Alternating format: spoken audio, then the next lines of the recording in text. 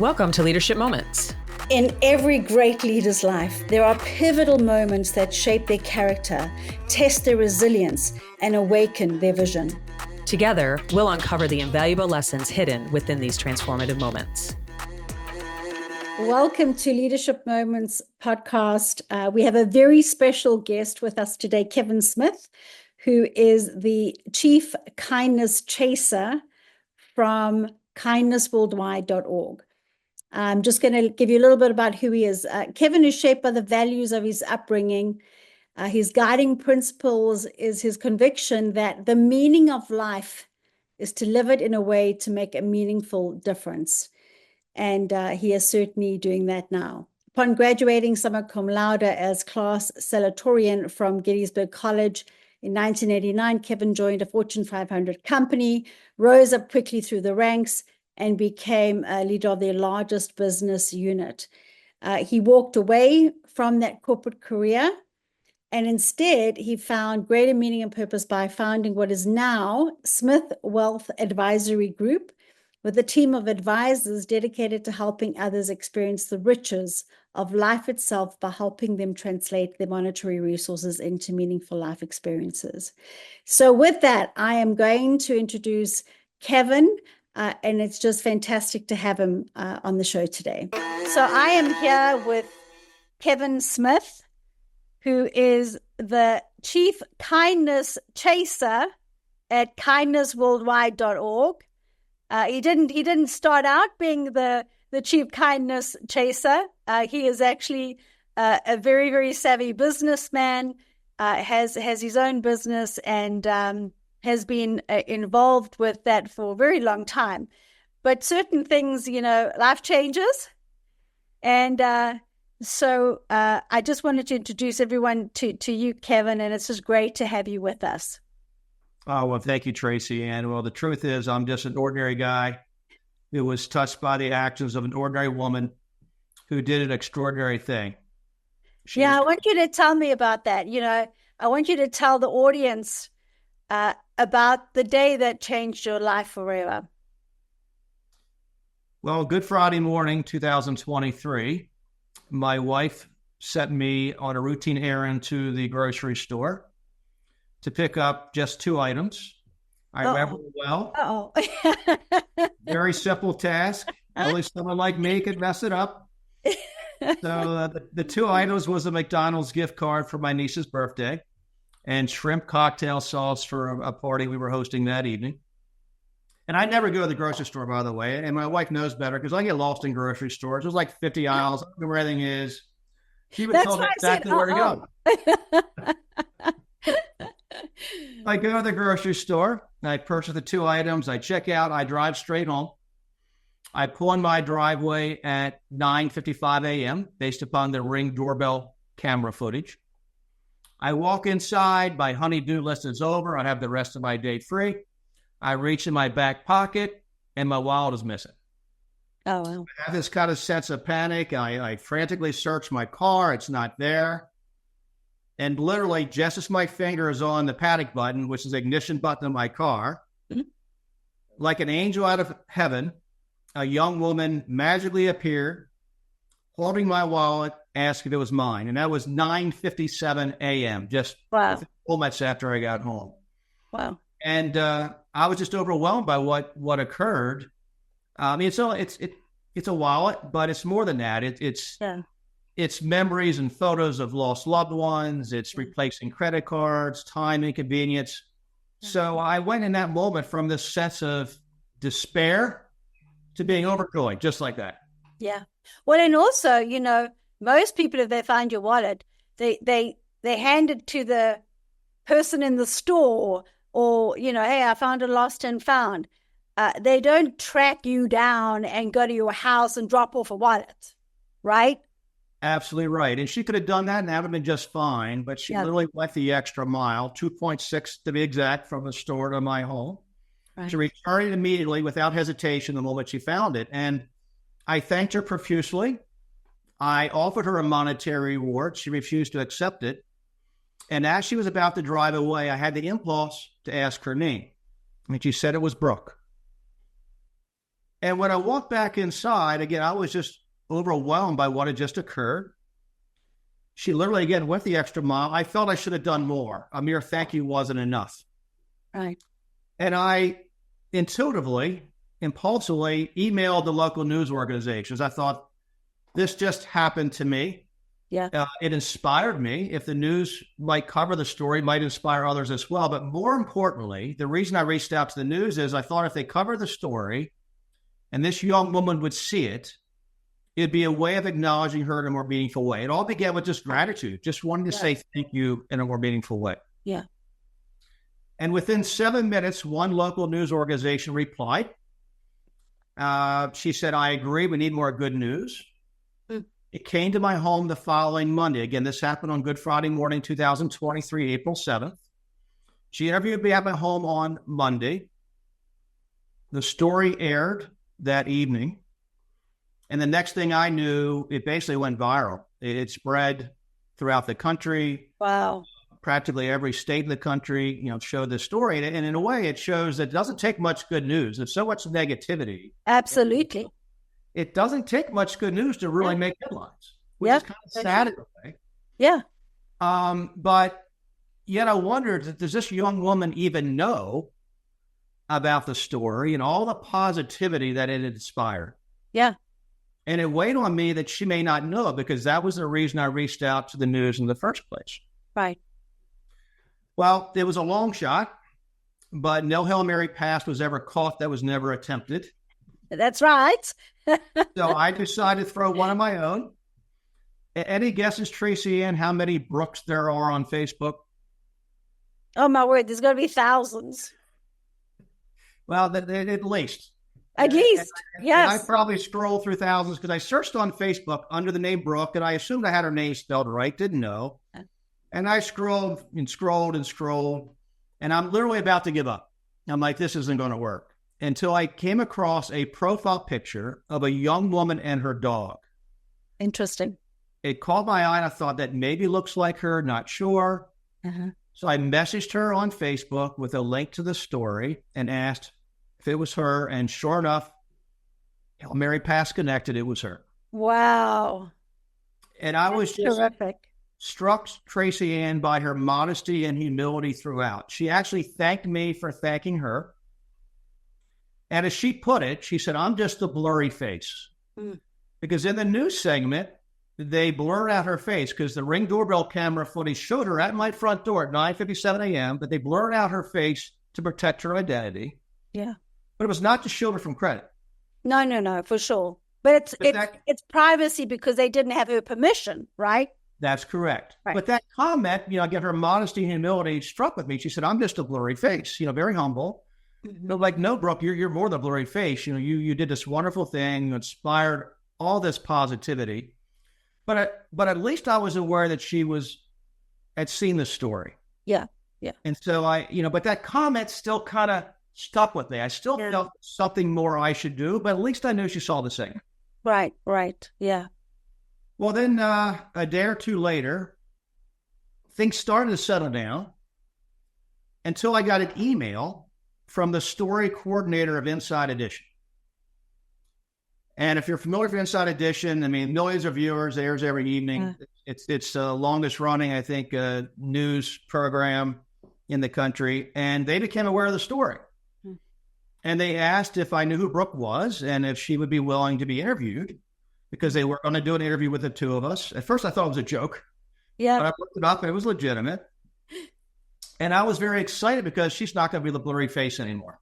People are going to know who this young woman is. She was anonymous to others at the time, but obviously known only to me. And I was so excited for her.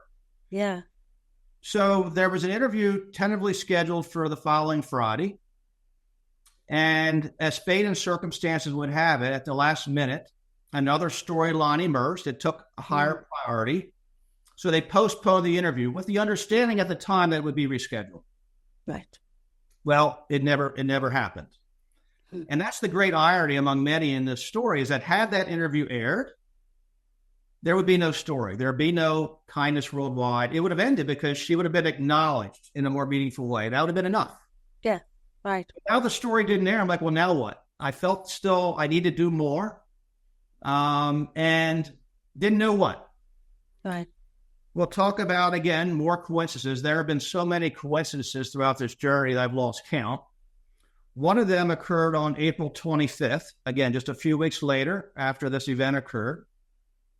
And I had a meeting with York County SPCA Executive Director, Stephen Martinez. I used to be on the SPCA board.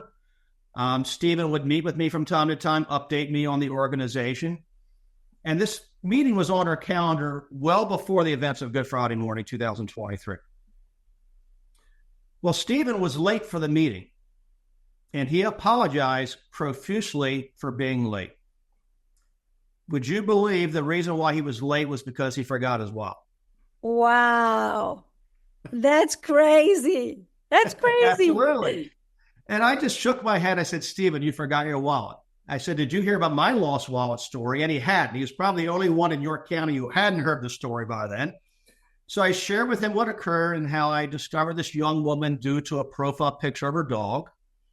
And he made a comment that really resonated with me. He said, you know, Kevin, I've always felt that pets are like social glue that bond people and communities together. Which is true. Which is very true. Yeah. And I'm an animal lover. I agree with that comment. Yeah. And that comment stuck with me. And on the drive home, something told me that my instincts said there's a deeper connection with this young woman. Yeah. So I searched her Facebook feed again, and I discovered that she was passionate about animals like I am, but also a big supporter of the York County SPCA. And that's when I had the idea of making a donation to the York County SPCA in her honor. And this idea of a community celebration of kindness at which she would be honored took root. Because again, pets are the glue that bond people and communities together. Let's have this wonderful event at the York County SPCA. Let's acknowledge this young woman. And from then on, Tracy Ann, it started to take on a life of its own. It's almost impossible to put into words. I will certainly try. But it became what I can only describe as an adventure of a lifetime. Wow. Wow. So, I mean, I'm sitting here listening to this thing unravel, if you want to call it that, right? Here you are. All you want to do is acknowledge, recognize this individual for what they've done. You've had multiple attempts. You've tried. Okay. You've now discovered that there's this commonality with the SPCA. You've discovered that you can now, potentially you have an idea that you can now get to recognize her, right, in the way that you feel would be appropriate. So keep going. I have to hear the rest of the story. Keep going. Well, again, we had this idea of a community celebration of kindness. And I started thinking, well, what does that mean? What would that look like? And the York County SPCA asked me to write my objectives down because we were originally going to host the event at the York County SPCA. Okay. So they wanted ideas on what I thought it might look like. And I started to think, well, what will community celebration of kindness entail? Obviously, we're going to acknowledge this young woman in a meaningful way. Well, then it occurred to me at some point soon thereafter that we have a National French Fry Day. And look, I like French fries. Too many French fries, though, not good. You can never have too much kindness. Mm-hmm. And it occurred to me that there really is nothing official as far as a kindness week. There is a World Kindness Day. Yep. But still, in my mind, there's too few people who really embrace and celebrate it. More people need to know about World Kindness Day. Right. I thought, well, why don't we make it a week? We have weeks and even months to celebrate many things. Why not have a kindness week worldwide? Yep. And why don't we officially recognize it? So I reached out initially to, York County commissioners who agreed to proclaim Kindness Week. And then I thought, well, why limit it to York County? Why not neighboring Adams County? They agreed. York City Mayor Michael Helfrich embraced it. And I thought, well, why not reach out to Governor Shapiro, state of Pennsylvania? And he was very supportive. And I would have kept going, but I ran out of time. So I thought, in my mind, kindness is humanity's greatest asset. Yeah. For sure. And I don't think we do enough to formally recognize it or acknowledge it. I felt that needed to change. And one way of doing it is let's give it formal recognition through proclamations. They're largely symbolic, but symbolism matters. Yeah. Well, then it occurred to me, okay, well, what else do we want to do to embrace the Spirit of Kindness Week? And it occurred to me, well, why don't we encourage blood donation? Donating blood is a very symbolic way of paying it forward. It can literally save lives. Our blood capacity, blood banks are very low throughout the country. Veterans Day also falls within the week. What a great way to honor our veterans for their service and to express our gratitude and respect for what they've done. Many have literally shed their blood for our freedom. So let's make blood donation a core element of Kindness Week. So I partnered with the local American Red Cross to have blood drives. And then I was working with Uli Waba. She's a very big player in the World Kindness Movement, become a very good friend. She founded a nonprofit called Life Vest Inside, and we were talking about ideas, collaborating, and she actually had the idea of kindness citations that she had kind of thought of in the past, and I thought, well, that's an interesting idea. And so I kind of took that concept and adapted it to make it easy to be used in the field, and Orly and I were collaborating, but then war broke out in October. She lives in Jerusalem, right in the heart of everything going on, and so they kind of put a standstill to things. We're hoping to reconnect here in the near future. But, kindness citation is a great way for the police to see the good that defines our communities and for our communities to see the good that defines our police department. So that became a thing. Mm-hmm. And then, kindness cards and all these other ideas kept coming. And I wrote these ideas down in writing. I had a Word document, which by maybe late last summer was probably 50 pages. And my wife said you should keep a timeline because I was meeting with people day after day, sharing my ideas, my vision for what I felt was possible to bring people and communities together. And I had this document laying on my dining room table in late summer, and my brother-in-law, Michael Binko, was visiting for the weekend. Now, Michael is one of the most brilliant entrepreneurial minds in the country. He's done entrepreneurship his entire career. He advises startup companies. And he knew what I was doing, but didn't really know all the details. Coincidentally, this document was on my dining room table. I'm in my corner chair. I got a coffee to my left. My dog, Bella, is on my lap. I'm in my little happy place. I'm spent. I'm exhausted, Tracy Ann, because I'm literally sprinting a marathon day after day to try to do something special, plan this event. And Michael's reading this document. Took him about an hour, and he looks up at me.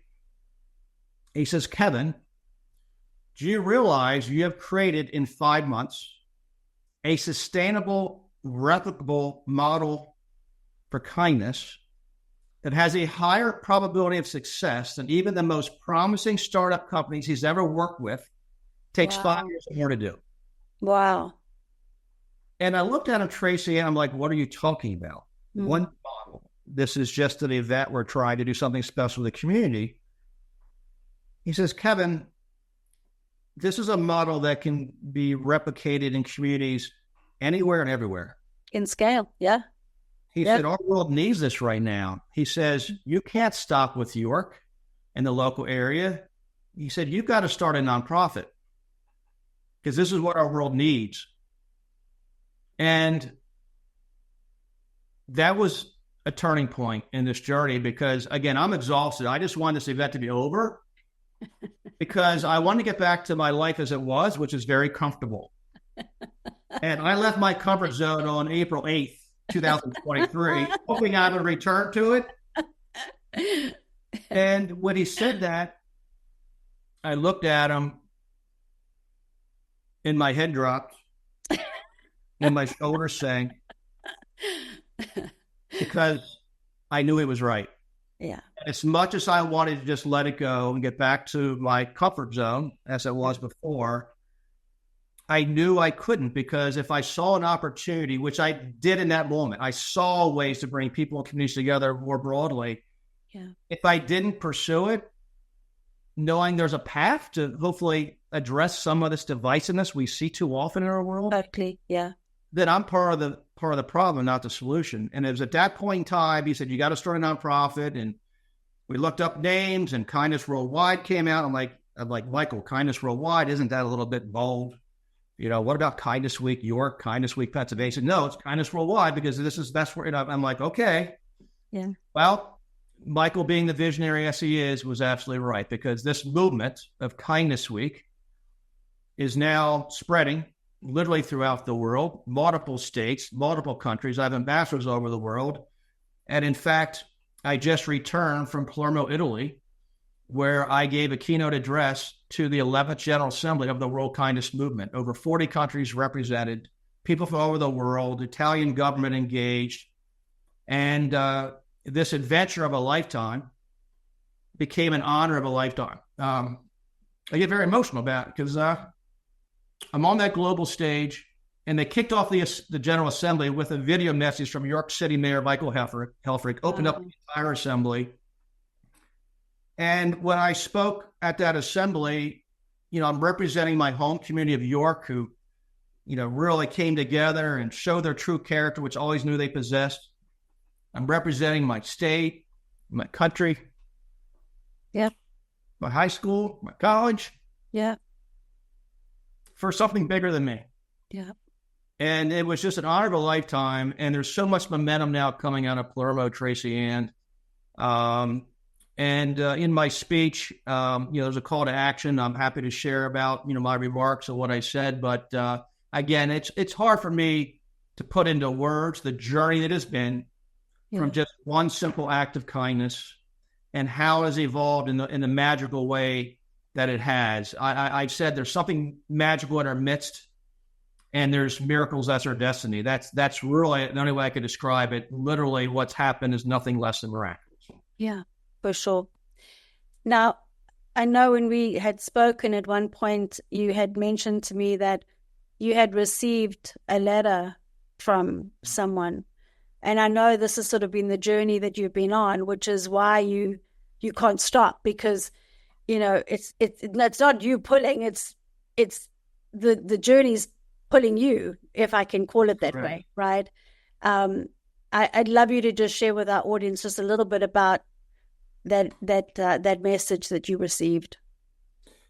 I got the most touching email I've ever received from a woman who watched the video on the homepage of the Kindness Worldwide website at kindnessworldwide.org. And I'll share it with you if you would like. I'd love that. I'd actually would love that. Yes, I'd love you to share it with our audience. I'd be happy to. And I shared this excerpt in my speech in Palermo. And I'll read it as follows. It says, "Dear Kevin, it has taken me longer than expected to send this email because it was difficult to express the impact the video and your organization had on me. Please bear with me as I try to explain the best I can. There was something about my latest situation that pushed me to the brink. I had a moment where I consciously thought, what a waste I have created from this precious gift of a life. I became a little too focused on the disaster I had created in the past and am trying to resolve, and less on what I have left to give. I was in a dark place. When I received the video link, I knew it was something that would excite and inspire me, but I underestimated the impact it would have. It reminded me that I still have time to make a difference. I had to process that for a while because I've not been seeing my purpose. God, the universe, or whatever you believe in, definitely works in ways that we need. I do not think it was an accident that I received that link on the day I probably needed it most. I think you saved me more than you can realize. I hope you will excuse this email for being emotional. I had to share these thoughts with you. More than anything, I wanted to thank you." Wow. Tracy, if that's the only thing that ever happened for this one act of kindness, I mean, that's enough. Totally. But yes. so much more has happened and is happening than just that. Yeah. But, when I received that email, it just hit home. Yeah. I mean, I've said many times that no act of kindness is too small to make a difference in change your life. My life has been profoundly changed with this one act of kindness. Yeah. Also, no act of kindness is too small to save a life, as has occurred in this instance. So what is a beautiful email to receive, and I will always cherish that. And I shared that on the global stage in Palermo. Yeah. One of the things that one of the reasons I wanted to have you on our podcast is I believe in my heart that as leaders, we have a responsibility in our communities to give back and to help others. And this to me is exactly what you're talking about, right? People right now in the world want kindness.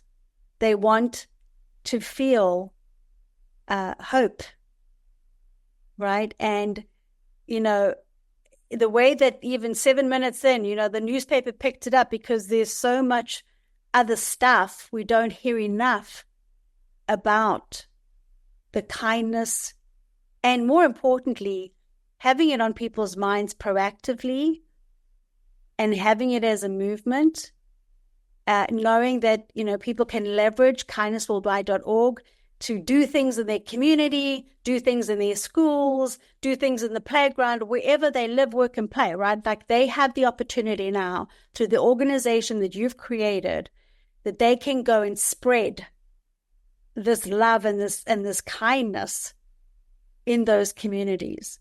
So I'd love you, Kevin, to just share with everybody how can they get involved? What is a way that everybody in our audience, who are all leaders in their communities, how do they get involved with you and Kindness Worldwide? Well, the vision of Kindness Worldwide is to create a culture of kindness in communities throughout the world. And there are many elements to that. Our signature initiative is Kindness Week Worldwide, which I alluded to. And there's a toolkit on our website. The draft proclamation is already written. We can bring the magic of Kindness Week Worldwide to communities anywhere and everywhere. If the magic can happen in York, Pennsylvania, and in nearby regions, it can happen in every community. So we want to bring that to other communities. So if you are a mayor or elected leader, there's no reason not to, and every reason we must. And I also called on the United Nations, by the way, in my remarks in Palermo. Despite our differences, can't every country agreed on the need for humanity to stand on a common platform that connects us? And that platform is kindness. Yeah. But there's other elements in terms of how we bring people and communities together. There's a music element. There's a sports element. We can use fashion. We can turn anti-bullying into pro-kindness with public service announcements. We can engage celebrities who have a platform, who are role models to our children, whether they want to be or not. There's many in our heart space that I believe can use their platform responsibly to make it cool to be kind. Let's make it fashionable, hip, trendy, and cool. We can send that message to our children, to our youth. But we hope everyone will embrace the spirit of Kindness Week Worldwide and this global movement, limited only by the bounds of their imagination and creativity. Yes, we have resources and toolkits on the website. They're available for everyone. The movement itself costs nothing. Kindness is free. We want to encourage everyone to use these resources and spread seeds of kindness all over. But there are things, to build this organization, to take it where I know it can go and will go. We also need some resources. And so we have sponsorships available. I know that there's community-minded organizations, businesses, and brands that would want to support this vision and have their name attached to it to help us take this to a whole other level. Because Kindness Worldwide, I always say it's not my organization, it's ours. And for Kindness Worldwide to have the impact that I know it can, it's got to outlive me. Yeah. Right? It can't just be something about Kevin Smith. This is not about me. It's not a me endeavor. It's a we endeavor. I say it all the time. I just happen to be the guy who lost his wallet. I just want to say thank you. It took a life of its own, but this is our nonprofit. It's not mine. Absolutely. Yeah. But we've got to have a lasting impact. We've got to bring people and communities together more broadly. It's an organization that's got to outlive me. This is certainly my legacy. Something. It's the most meaningful thing I've ever been associated with. But it's got to be sustaining, and we're going to need help to do that. Volunteers, anyone in this heart space, I welcome them to reach out to me. Yeah, I love it. And Kindness Week, for all of those that are on the call with us, is November the 9th to the 16th. I chuckled because Kevin said, well, kindness deserves an extra day. And he's so right, absolutely. So November the 9th to the 16th is Kindness Week. So definitely embrace that for sure. But please get in touch with Kevin. kindnessworldwide.org is the website. And, I know that Kevin would certainly welcome all of you to get involved. And just for future reference, so Kindness Week Worldwide will be celebrated every year. It will always begin the Saturday before World Kindness Day and end the Saturday after. World Kindness Day is always November 13th. So the Saturday before, the Saturday after, 8 days. We wanted to go the extra mile because kindness deserves an extra day. Yeah. And I also identified 8 characteristics of kindness. They're on our website. So symbolically, we have a day for each characteristic. And the first characteristic, no coincidence, begins with gratitude. Yeah. And gratitude, simply wanting to say thank you in a more meaningful way, is where this adventure began. Yeah, that's just fantastic. Yeah, so please, please, please visit kindnessworldwide.org. Get in touch with Kevin. Figure out how you get involved. I know Kevin and I have already been talking about the ways that I'm getting involved and those that are in my community. So it's a really, really exciting opportunity. Oh, there goes that sound, Kevin. All right, so here's for the fun questions. All right, let's bring it. If you were an animal, what would you be? Definitely a dog. Nothing like the unconditional love of a dog that greets you at your door when you come home. Good day or bad day, they're always greeting you with the tail wagging, and their whole day revolves around us. So definitely a dog. Yeah, not surprised by that at all. The second one, if you could instantly become an expert in something, what would it be? A cicerone. Do you know what a cicerone is? I do not know what a cicerone is. You know what a sommelier is for wine? Yes.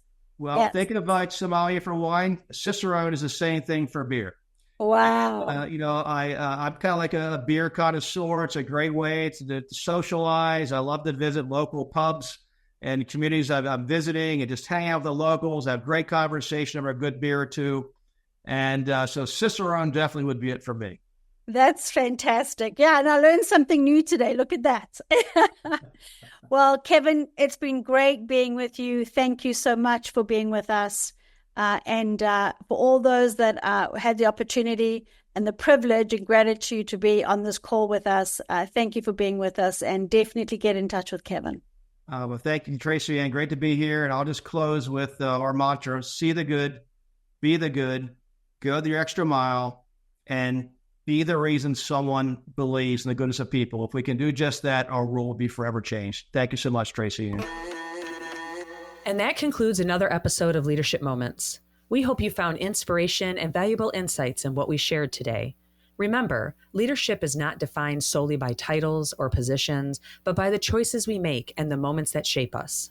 Embrace the challenges that come your way, for they may be the very moments that propel you toward greatness. We'd love to hear your thoughts and stories as well. Connect with us on our website at leadershipmomentspodcast.com or through social media on Instagram at Tracy_Ann Palmer. And Stacy Castor _. Remember, your leadership moment could be just around the corner, waiting for you to seize it. This is Stacy Castor, and what doesn't challenge you won't change you. And this is Tracy Ann Palmer. And be the change you wish to see in the world.